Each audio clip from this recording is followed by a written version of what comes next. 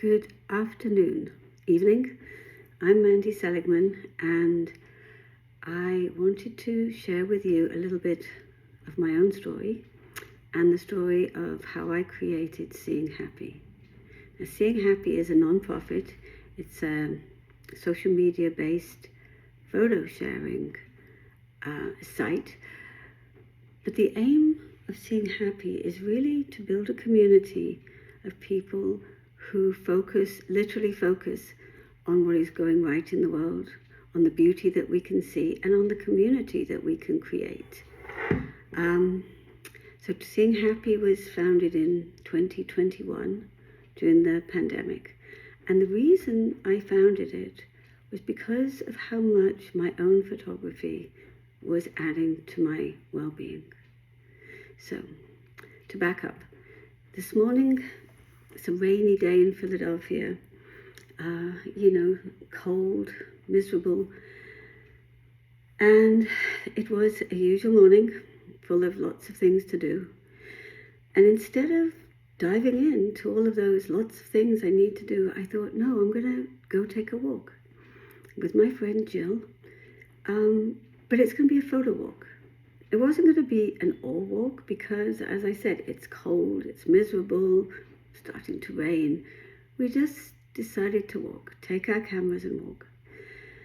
And we went out for about 2 hours. We walked around the local duck pond, deep into the park, and then we came home. But the difference in my mood from before and after was huge.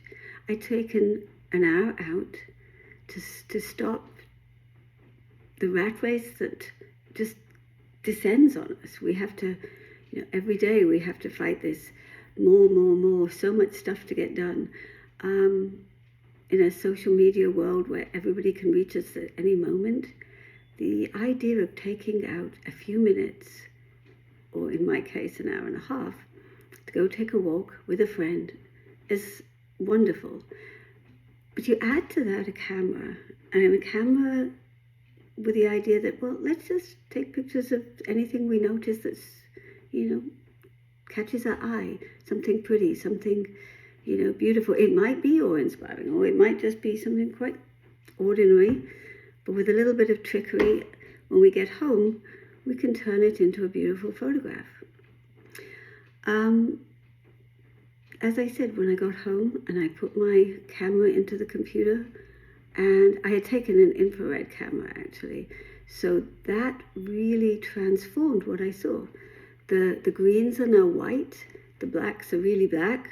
It's a black and white infrared photo that is really, I'm pretty happy with. I have about 4 or 5 that I'm pretty happy with. And as I said, it made me feel good. It elevated my mood, and somehow it put me in touch with myself, just where I needed to be. And this was the kind of experience I've had this experience for many years now. Anybody that takes out a camera and does mindful photography can tell you the same. It is worth taking that time to yourself, putting away your cell phone, and just feeling grounded, creating something pretty. And this, as I said, was really important to me during the pandemic.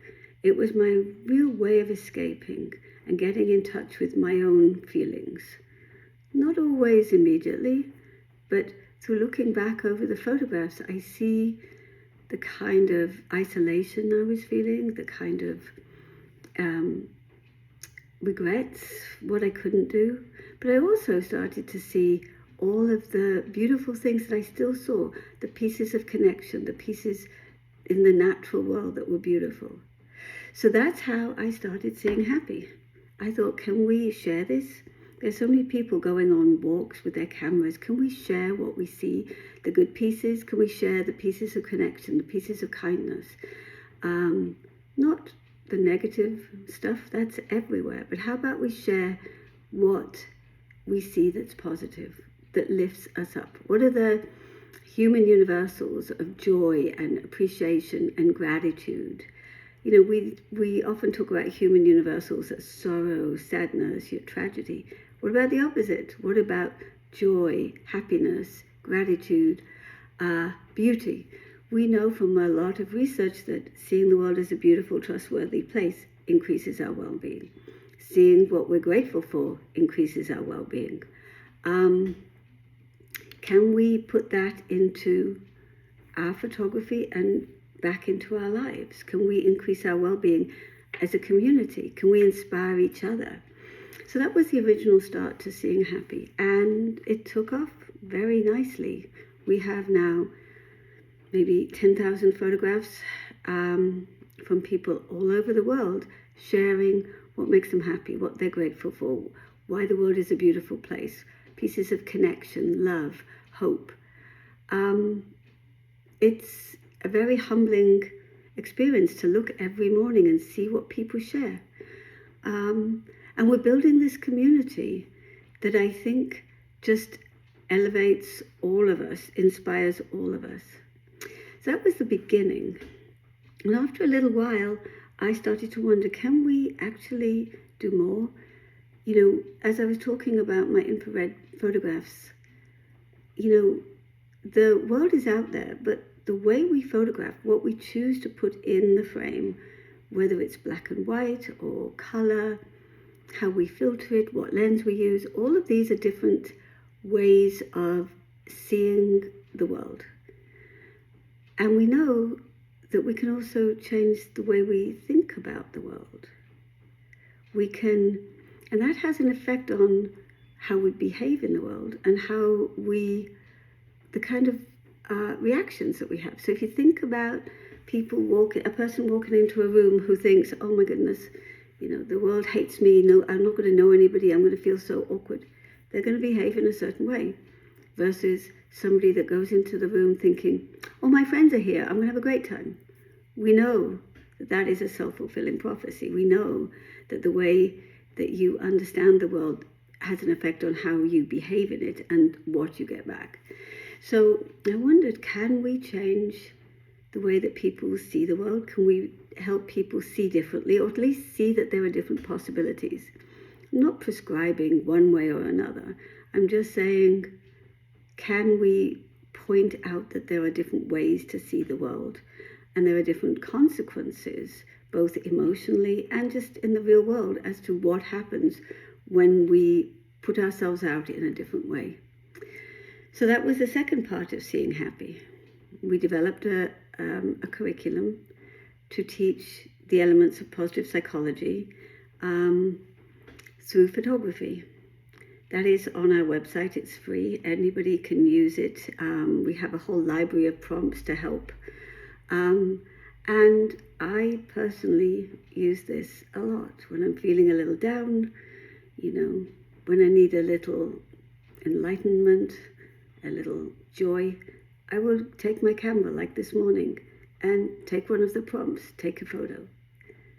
That's the second part. The third part, the thing that we're interested in now, is how the kinds of photographs that we're taking, how they connect you to each other, what they tell us about our authentic selves. What can we learn when other people look at our photographs, when we talk about our photographs, when we share photographs? What are we learning about what makes us happy, the way that we see the world, and what alternatives might there be? So I'm thinking that maybe this kind of photography really is a way of delving both into our community and into ourselves. Photography it can be a solitary journey, or it can be a communal one. And each one of those is a voyage of discovery. I think that right now, the idea that we can discover more about ourselves through what we photograph is quite interesting and worth looking more at. So that's where we're at. Stay tuned. We'll have more on the site. Thank you.